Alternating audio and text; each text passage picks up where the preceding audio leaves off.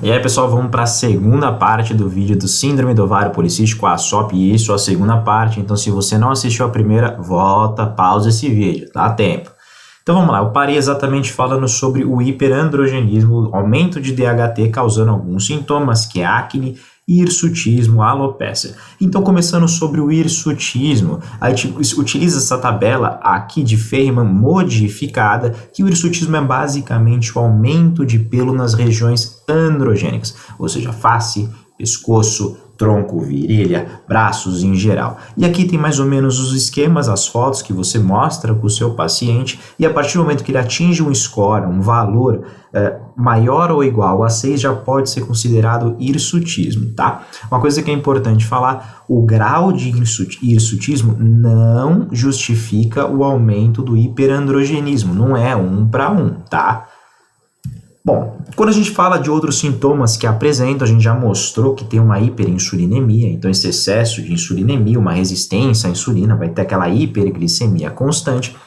Então a gente tem, por exemplo, sinais aí de diabetes tipo 2 que podem acontecer, hipertensão, resistência à insulina, o aparecimento de acantose. Acantose são aquelas marcas que ficam mais ou menos na nuca, embaixo da axila, que parece sujeira, é uma coisa bem arroxeada, que isso condiz muito com o aparecimento de resistência à insulina. A esteatose hepática não alcoólica, o aparecimento de apneia, meninas com SOP relatam bastante isso. E por que acontece? Bom, lembra que a gente conversou lá daquela P450, C17, que é inibida, que reduz os níveis de progesterona? Então, a progesterona ela tem um efeito dilatador na musculatura das vias aéreas. Então, a gente tem baixa dilatação. E, em consequente, a gente tem aumento de testosterona. E a testosterona ela consegue provocar uma alteração na anatomia da faringe. Então, pode acontecer essa apneia. Tem um desbalanço entre LH e FSH. Muito LH, pouco FSH. E sintomas: acne, caspa, seborreia, hirsutismo, irregularidade menstrual, infertilidade, lembra? Baixa progesterona, baixo estradiol, alopecia, obesidade. Eu peguei mais um monte de artigo para ficar falando sobre sintoma. Olha esse aqui, por exemplo, mostrando sobre a colicistoquinina. Meninas com SOP apresentam menores níveis do hormônio colicistoquininas sendo secretados após a refeição. Ele é um hormônio responsável principalmente pela saciedade. Então, quando a gente tem pouca colicistoquinina, a gente tem pouca saciedade e mais fome. Mais fome equivale a hiperfagia. Hiperfagia, comer bastante, come, hipercaloria, obesidade, resistência à insulina e tudo mais. Esse artigo aqui de baixo mostra pra gente que quanto maior o IMC, maior o risco do desenvolvimento, incidência e potencialização dos sintomas da SOP. Aqui mostra sobre a referência dos minerais, mostrando que as meninas no SOP apresentam uma alta relação cálcio-magnésio, ou seja, apresentam bastante quantidade de cálcio e pouca quantidade de magnésio. O cálcio está responsável pelo estímulo da secreção de insulina, então a gente fica lá, estimula, mais insulina sendo secretada, enquanto o magnésio tem relação com a ação dessa insulina, então tem menos ação, mais estímulo.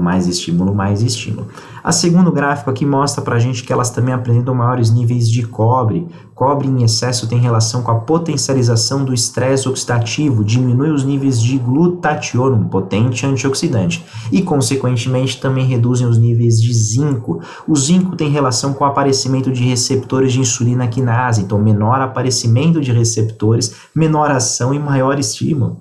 E também apresentam menores níveis de cromo. Cromo tem relação com a sinalização dessa insulina. Então a gente tem um pacote perfeito para um desenvolvimento de diabetes tipo 2 aqui. E é o que mostra esse artigo aqui do meu lado, deve ser desse ou desse, eu acho que é desse aqui, mostrando que elas têm um risco aumentado de 5 a 10 vezes mais para desenvolvimento de diabetes tipo 2. É claro, né, os minerais associados estão tudo aí desbaratinado, olha quanta coisa que a gente consegue tratar, quanta coisa que a gente consegue ajudar, auxiliar, o quanto mineral legal é importante.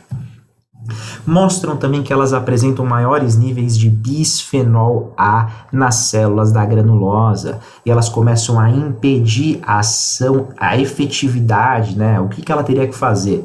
que ela faz? Eu falei no vídeo 1, célula da granulosa é responsável pela produção de hormônio estrogênico. Se ela está em slow mode lá, então ela diminui a síntese de estradiol e diminui a síntese das enzimas aromatase, que pegaria aquele hormônio androgênico e converteria em estrogênico. Então, bisfenol A é uma coisa que a gente também tem que se preocupar nessas meninas, evitar a exposição desnecessária. Eles estão presentes em embalagens plásticas, utensílios de cozinha, revestimento tanto da lata, né, como das tampas. É uma coisa que a gente tem que se atentar. Também é mostrado sobre o distúrbio do sono, envolvendo tanto o hiperandrogenismo, né, por conta da apneia, como também alterações na produção de melatonina e de cortisol, e mostrando que elas também têm 3 vezes mais risco de desenvolvimento do hipotireoidismo subclínico, provavelmente por uma maior proliferação de autoanticorpo contra essa tireoide. Quanta coisa, hein?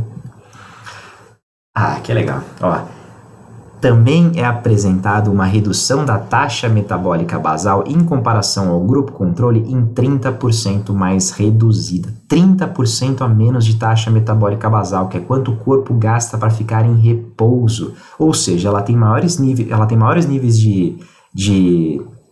menores níveis de colicistoquinina, então tem menor saciedade, mais fome e também tem baixa taxa metabólica basal. Então, o aumento de MC, o aumento de obesidade é muito frequente da gente verificar nesse público, tá?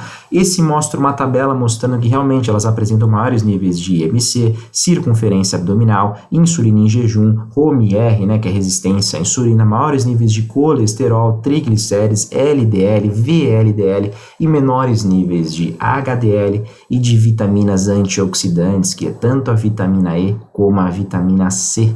Então elas apresentam bastante estresse oxidativo e pouca defesa antioxidante. Olha, mais vitamina aí para a gente se preocupar, tá? Então esse vídeo foi bem rápido, foi só para falar sobre os sintomas presentes na síndrome do ovário policístico. A primeira parte foi sobre uma breve introdução e falando um pouco mais sobre a SOP, e a última parte agora, a parte 3, vai ser sobre o tratamento e estratégias nutricionais para a gente conseguir auxiliar essas meninas.